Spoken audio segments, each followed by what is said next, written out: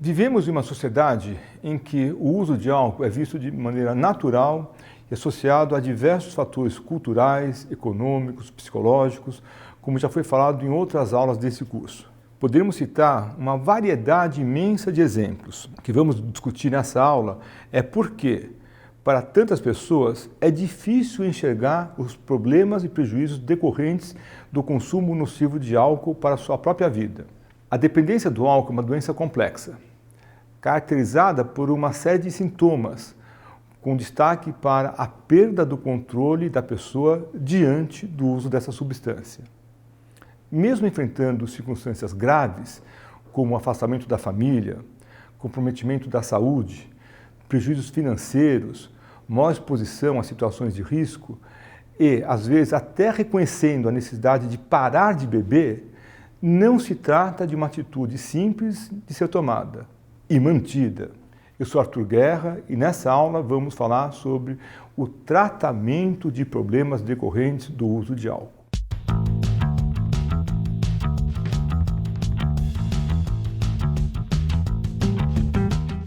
Na aula do nosso curso, chamada Quando o álcool pode ser um problema?, nos aprofundamos nos sinais de alerta para detectar a ocorrência de consumo nocivo. Vamos relembrar um pouco dessa conversa.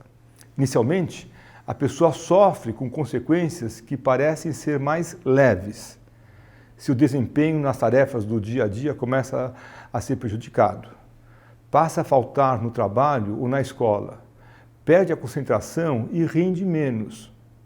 Com o tempo, o consumo excessivo de bebidas pode desenvolver sintomas de dependência e outras condições de saúde associadas. Familiares, amigos, colegas de trabalho começam a sentir a ausência afetiva da pessoa. Notam alterações de comportamento, desgaste do relacionamento interpessoal. Às vezes impacta em extremos como violência doméstica e crimes sexuais dentro de casa, comportamentos socialmente inadequados, instabilidade no ambiente de trabalho, acidentes de trânsito, em última instância, agravamento da violência urbana e da ocorrência de crimes sexuais.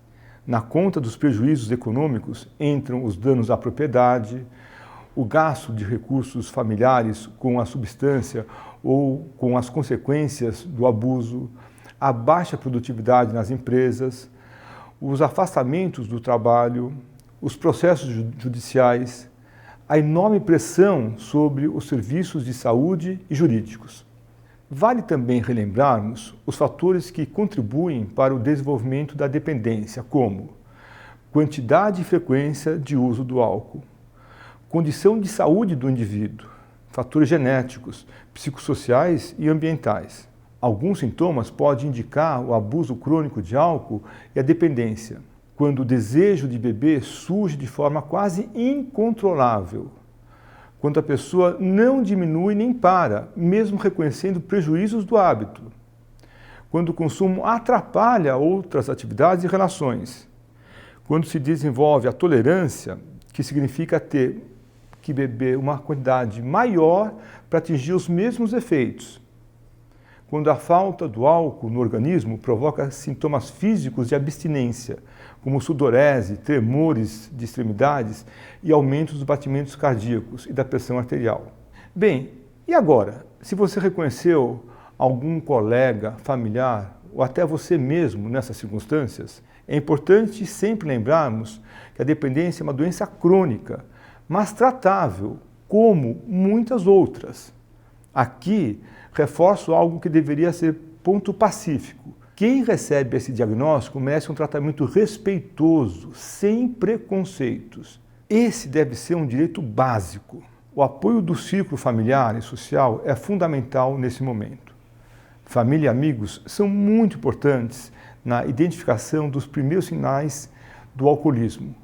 Motivam o paciente a seguir o tratamento e podem ampará-lo nos momentos de recaída. Veja algumas dicas.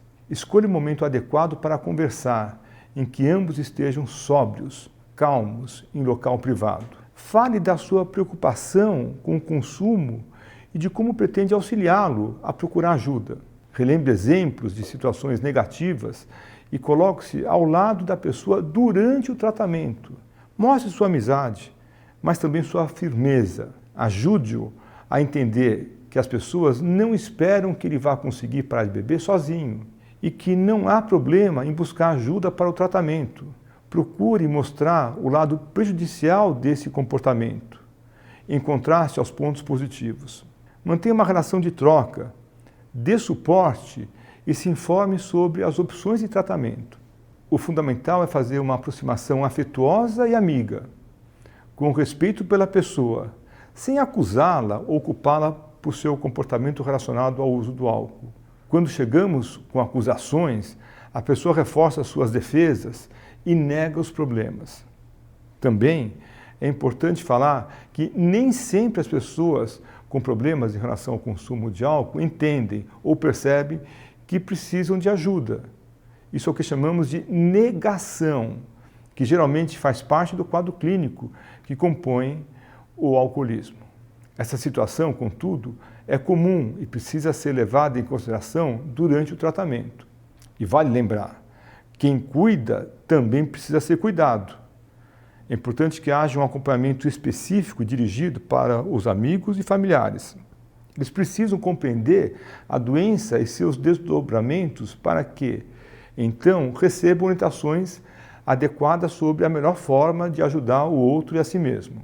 Uma vez que a pessoa tenha compreendido que o auxílio de profissionais da saúde seja necessário, onde buscar ajuda? No Brasil, os Centros de Atenção Psicossocial, Álcool e Drogas, CAPS-AD, e os hospitais públicos conveniados ao Sistema Único de Saúde oferecem tratamento especializado gratuito para a dependência química. Procure nos sites de busca, nas unidades de saúde de sua cidade ou no portal do Ministério da Saúde. Vamos deixar um link também na descrição dessa videoaula. Diversas abordagens podem ser utilizadas no tratamento, que deve ser elaborado a partir das necessidades individuais do paciente. O que funciona para um pode não ser eficaz para outro.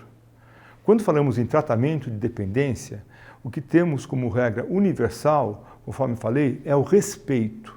O que os especialistas acreditam é que o tratamento farmacológico da dependência de álcool não deve ser a única estratégia terapêutica. Como já vimos, a doença é atravessada por inúmeros fatores, além dos biológicos. O uso de medicamentos pode ser uma importante ferramenta médica, mas deve ser acompanhado por uma equipe formada por profissionais de saúde e grupos de apoio. A Associação Americana de Psiquiatria, APA, publicou em 2017 a Diretriz Prática para o Tratamento Farmacológico de Pacientes com Transtorno por Uso de Álcool. Segundo essa diretriz, a avaliação psiquiátrica inicial do paciente também deve incluir investigação do uso de tabaco e outras drogas lícitas ou não, incluindo medicamentos ou suplementos. Essa avaliação deve ser feita presencialmente, sem julgamentos e com perguntas abertas. Também são investigados problemas familiares, acadêmicos, ocupacionais, dificuldades para dormir, alterações do humor, distúrbios sexuais ou sintomas físicos. É necessário investigar as comorbidades, como são chamadas as condições que ocorrem junto com outros transtornos, o risco de suicídio e comportamentos agressivos. Médico e paciente devem estar de acordo com relação aos objetivos do tratamento. Todos os itens do tratamento, acordos, resultados de exames, orientações dadas ao paciente ou familiares, devem ser documentados em prontuário. Também é importante a elaboração de um Projeto Terapêutico Singular, PTS.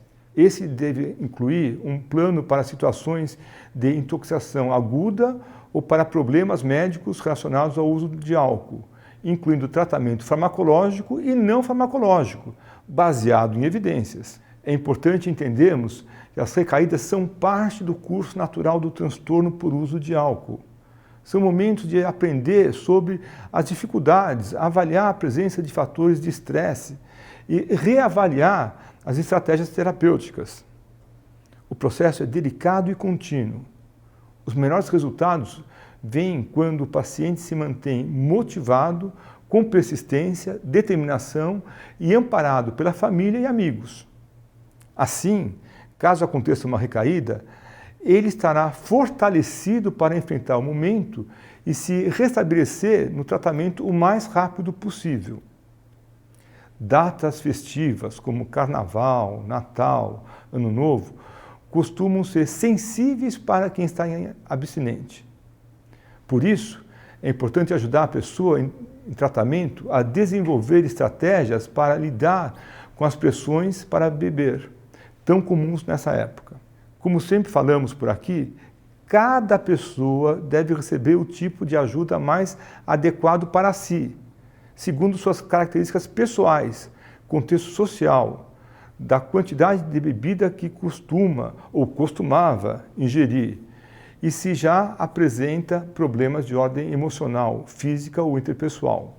Outro ponto a ser destacado é que, apesar de ser uma doença crônica, muitas vezes ela é associada à falha de caráter ou falta de força de vontade.